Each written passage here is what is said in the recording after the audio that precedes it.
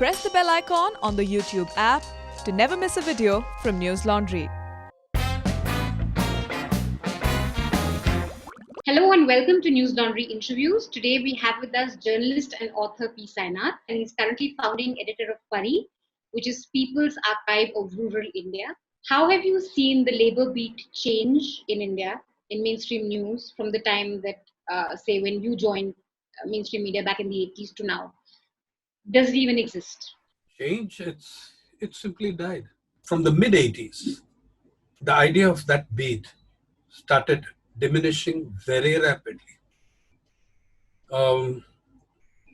As of today, I do not know a single newspaper or a single television channel which has a full-time correspondent on that beat.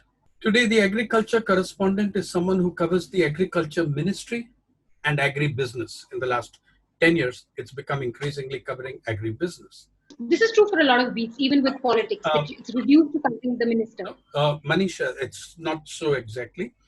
Remember this, the other beats, the politics beats exist.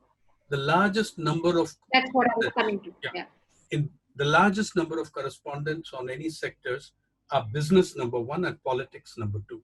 But when you do not have a labor correspondent and you do not have a farming correspondent, we are making a statement that 75% of the population don't matter, do not make news, except in election year. On the media, it showed you that up to March 25th, you have no mention of this creature called migrant laborer. From March 26th, we are totally focused on that to the exclusion of every other branch of labor. Go back and take a 10-year sweep, 2011 to 2020, from the census onwards, the next 10 years.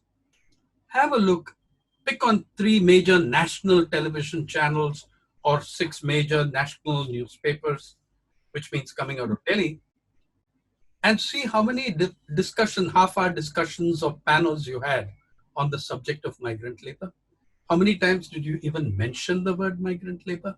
How many op-eds were there debating between one economist and the other about the issues of...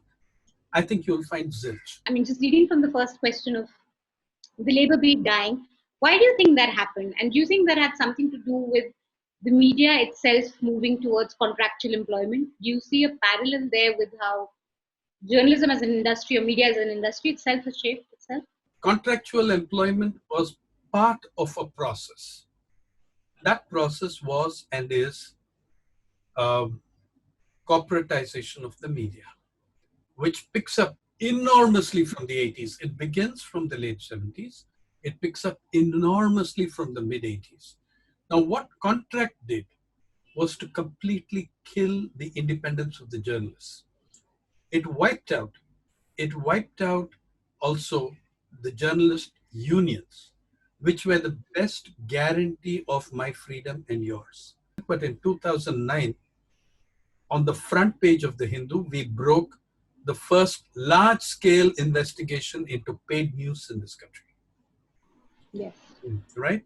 Now, I could do that because I was still employed under the Working Journalists Act on a wage board salary on a paper at that time which was still hiring people under adherence to the wage board and the Working Journalists Act. You said you were the wage board at Hindu. Have you always been a wage board employee, or have you always chosen wage board over contract? The thing about wage board is, first of all, it was the law. And I believe in the wage. I believe in the Working Journalists Act. Primarily, I always worked under that employment terms, which come and the rules and the obligations of the Working Journalists Act. Was I always? No, I was 13 years a freelancer. So it really didn't matter. But I've been 40 years in journalism, so it matters at another level. I always opted for that. I always opted for the wage board for this. And incidentally, the wage board doesn't say that you're pegged to low salaries. It doesn't say that. It pegs you at a minimum for that. I can give you more than that if I choose to. But I will give you that only if you switch to contract. You know what the Times of India did to people who chose and clung on to the wage board? It put them in a separate cabin and once had a board outside saying surplus staff. Yeah. Really? Yeah, it did that. Wow. Surplus staff, which was to humiliate, strip them of any dignity. You can imagine the impact it had on those few people who clung on to that, who refused to switch to contract. I have to say that I was extremely lucky. When I worked in the news agency, I was lucky. When I worked in the Blitz group I was extremely lucky. There was a wage board always. I've been a journalist for now 10 years, and I think I haven't seen the kind of, at Newslaundry at least, the kind of calls and the kind of mails and the kind of information that we're getting from across the country. It's really heartbreaking. We've had journalists laid off in Times of India, in Economic Times, in Hindustan Times, ABP, Telegraph. We've had Sakal Times shut down. You mentioned Wickerton firing, and I don't even know what's happening in smaller states and local news. There are two things that strike me. One is the opacity of it. Often when we spoke to employees, they just didn't know what was happening in their company. Why do you think, A, there's so much opacity around it, and specifically with the media? The big process which has transformed the media in the last 30, in the last 35 years is the corporatization.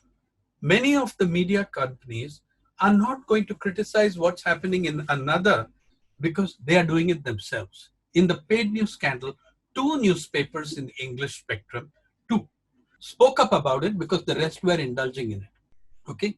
They could not say anything. They even withdrew stories sometimes which their reporters brought. Now, from the 80s, I've made a clear distinction between media and journalism. If you reduce journalism to a revenue stream, as a corporation has to, yeah, because it's got to show more bang for the buck on each buck for the shareholder, then your entire orientation, your milieu, your ethos changes from what media and newspapers were for 170 years almost in this country. Do you believe that forced resignations that journalists are being asked to go through can be challenged in court? Is that the point that you were making earlier, that these can be challenged in court? I believe that the whole contract system can be challenged in court. You see, it's like this. There is a constitution of India. Independently of that, can I contract someone to be my slave? Look, I'm saying, oh, it's a contract. He signed it willingly. But does it have a legal basis? Your slavery is not permitted in your constitution. And by the way, that's why, please note that long before COVID, I think there are 2 points you have to understand about that. All of us have to understand about the layoffs. One, the layoffs were going on long before COVID. COVID gives people an opportunity. Look, those who are dumping the largest number of people are amongst the most profitable media companies in the world. Till 2009, the newspapers, the hypocrisy of it, were insisting that the Indian economy, I remember one Times headline, zooms back with I don't know how many O's in the zooms. And at the same time, each corporation was dropping 150 journalists to 200 journalists. Same, Sakal, the usual suspects, Times of India. You remember the very large demonstrations of journalists outside CNN, IBN at that time. So it happened after the Wall Street collapse. It happened after demonetization. It was happening in between. Please go and look at last year how many journalists were laid off. But a crisis, a conjuncture like that, it gives them an excuse to dump them in busloads. You had instances where social media viral videos pushed journalists to take note. There was people on TikTok putting up videos of of maybe a girl taking a father, cycling him back to Bihar and stuff like that. So I do think social media here did put a little bit of pressure on mainstream media, at least television media, to take note. But anyway, there were 2 aspects to it. I thought that one was the television media, which was denying it. The same sort of political blame game. Oh, there's no problem. The government's handling everything. Don't question the government sort of narrative.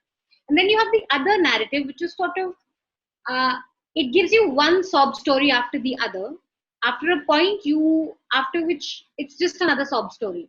As a consumer, you're just hit with, okay, sad story, person lost his father, person died of starvation, another sad person, another sad story. Again, but you're not really hit with what's happening. We are seeing the migrant crisis as a crisis where the migrants are leaving the cities and going back to the countryside. The real question for a journalist who believes in asking why, is for you to ask, why did they leave the villages in the first place and come here? That's one question to ask. If you ask that question, and that process was happening very much in the era of social media as well, when millions of people, do you know that your 2011 census was unique in your country's history?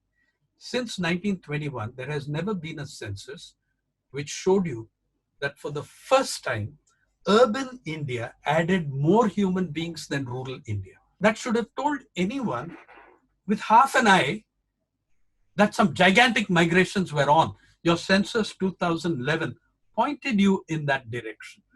But we were not interested.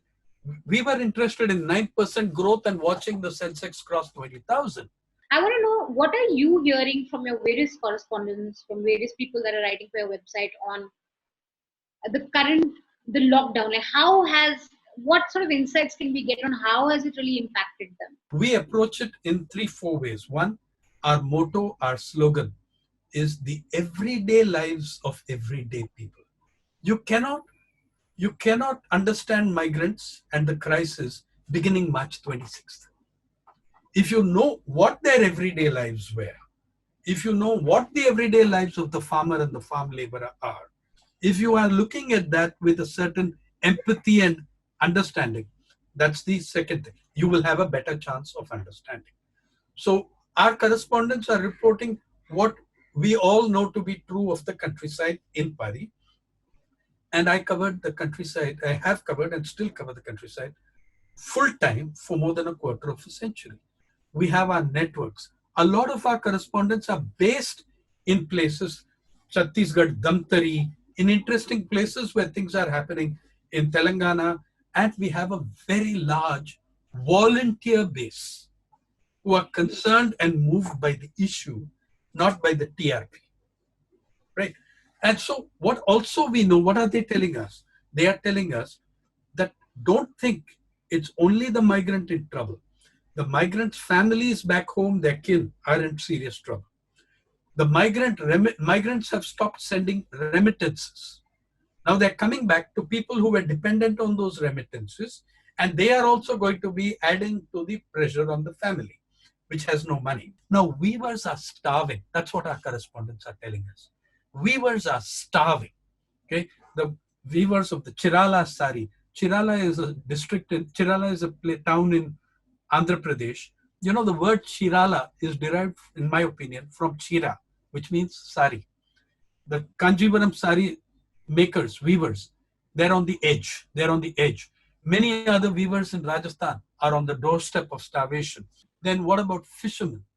You know, the ban comes shortly before the 2-month ban on fishing each year for allowing fish to regenerate stock. So which means, you know, when you have a 2-month ban on fishing, which is a very correct thing each year, and the fishermen know and understand that, it means the 2 weeks before the ban will be the peak period of fishing, correct? Those 2 weeks came under the lockdown. They're starving. Then you have the propaganda offensive.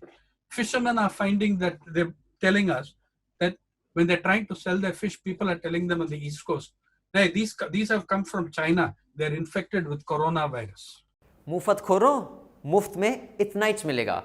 To watch the full unedited interview, you have to subscribe to Newslaundry and pay to keep news free. Because when the public pays, the public is served. We depend on you and not on advertisers. So go to www.newslaundry.com/subscription and subscribe and get all our unedited interviews, our special video shows, comics and everything that's behind the paywall. Remember, to subscribe to Newslaundry, you pay just about 10 rupees a day. That's less than, well, no, a cigarette, and smoking is injurious to health. So subscribe and watch the full interview.